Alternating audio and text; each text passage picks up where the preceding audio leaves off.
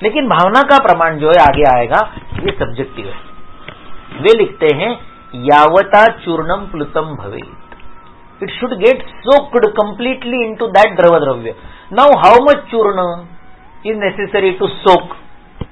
अगर मैंने एकदम ऐसा लॉन्गिट्यूडिनल उभं भांड घेतलं, जो लंबा है, जिसका बॉटम नैरो है और जो ऊंचाई में बड़ा है, सुरई के जैसा, ग्लास के जैसा हमने एक पात्र ले लिया, उसमें चूर्ण डाला, तो उस चूर्ण को प्लुत करने के लिए द्रव द्रव्य कम लगेगा।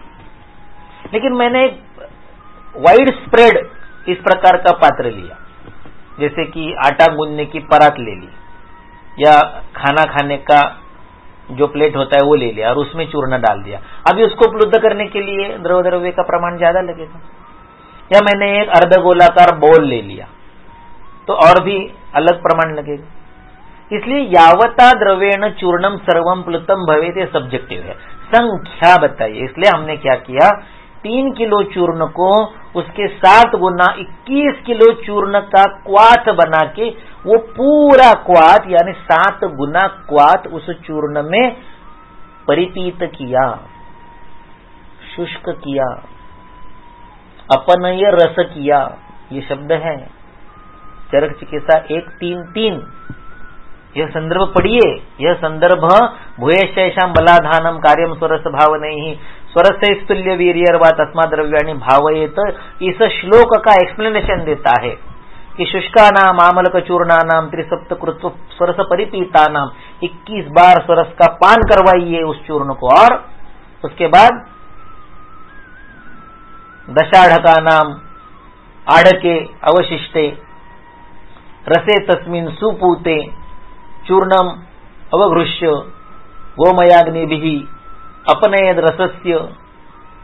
इस तरह से उन्होंने लिखा है कि जिसकी भावना देनी है उसका क्वाथ बनाकर उस क्वाथ में इस चूर्ण को डालकर अग्नि पर उबालिए, औटाइए, उस क्वाथ का रस निकल जाने दीजिए, आर्द्रता जलांश निकल जाने दीजिए, और फिर उसको अनुपहत दग्धम, विदग्ध होने से पहले, अनुपहत दग्धम, दग्ध होकर उपहत होने से पहले, अवतीर्य निकालकर, दृश्यदी श्लक्ष्णम पेशयेत, खलव में उसका पिष्ट बनाइए। तो आज खलव की बजाय ग्राइंडर इस्तेमाल करते हैं, गोमयाग्नि की जगह बॉयलर इस्तेमाल करते हैं, प्रक्रिया वही है। तो अगर आप त्रिसप्तकृत्व करेंगे तो 10 ग्राम चूर्ण डिवाइडेड बाय 20.5 ग्राम, आधा ग्राम चूर्ण, आधा ग्राम चूर्ण का मतलब होता है 500 mg।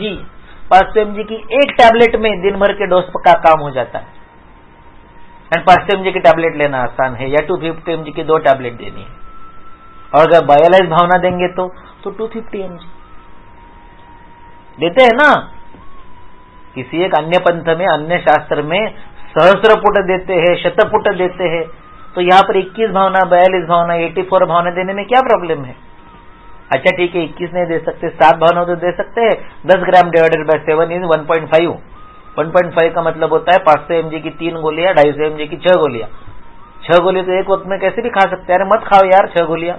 6 गोलियों को प्लेट में रखो, उसको किसी दूसरे पात्र से रगड़ दो, उसका 1.5 ग्राम का चूर्ण बनेगा, जो आधा चम्मच भी नहीं होता है। उसको 1 कप पानी में डाल दो, आधे कप पानी में डाल दो, घोल के पी जाओ।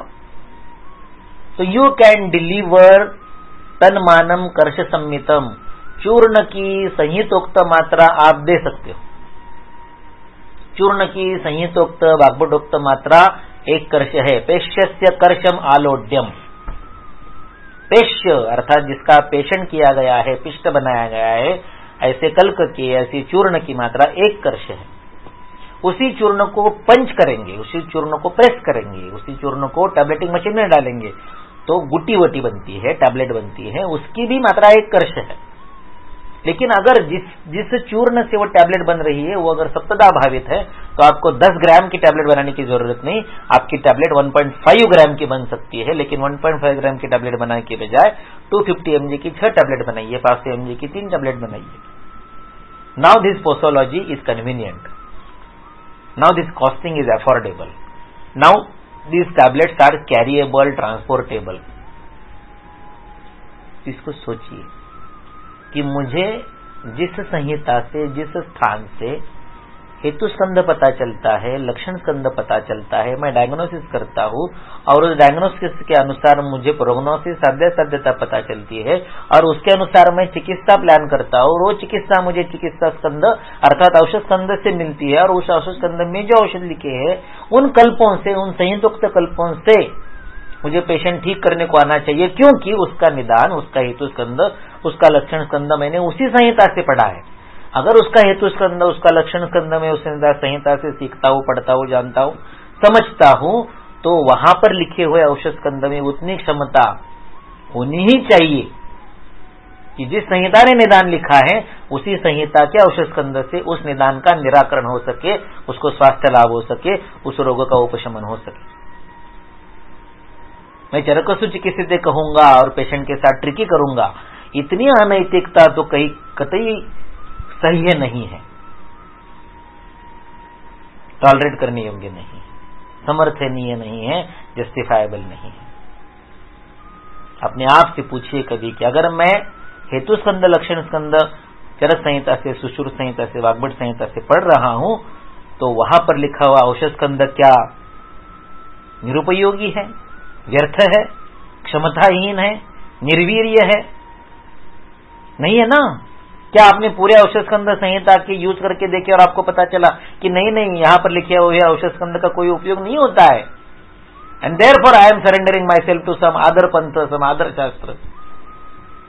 मैं ऐसे कल्पों को शरण जाऊंगा कि जिनकी भैषज कल्पना आयुर्वेदीय भैषज कल्पना से अत्यंत विपरीत है, भयानक है, भयंकर है, विचित्र है, विलक्षण है, विसंगत है।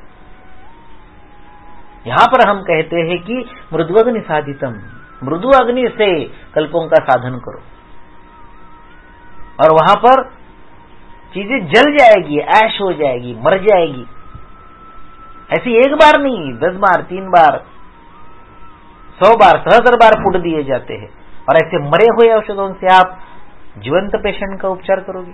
अरे तो अमृता नाम तो मारण किए औषध उपयोग करोगे, मृतानी लोहानी उपयोग करोगे? कतई नहीं। मैं शब्दच्छल नहीं कर रहा हूं, मुझे औषध चैतन्य युक्त चाहिए। मेरे जो औषध है वो चैतन्य युक्त है। मैं उस औषधियों का आवाहन करता। आवाहन किसका करते हैं? जो जीवंत है, जो सुन सकता है, जो समझ सकता है, जो जान सकता है, जो आपके साथ संवाद कर सकता है, उसका आवाहन करते हैं ना। हम जाके औषधि को आवाहन करते हैं। तो मृतानी लोहानी का क्या आवाहन करोगे? उसका क्या आवाहन करोगे? उसका आप वाहन कर सकते हो, आवाहन नहीं कर सकते।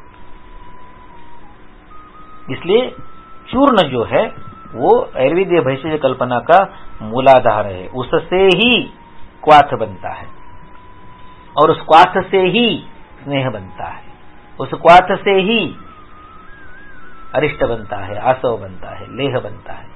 इसलिए आयुर्वेदीय भैषज कल्पना के मूलाधार का सम्मान कीजिए और उसके मात्रा का सम्मान कीजिए। और उसकी मात्रा दे नहीं सकते इसलिए अगतिक होइए मत। उस मात्रा को देने का विधान ढूंढिए। वो विधान भी चरक ने देखे रखा है सविस्तर, और उसके साथ प्रयोग करेंगे तो फिर विजय आपकी है।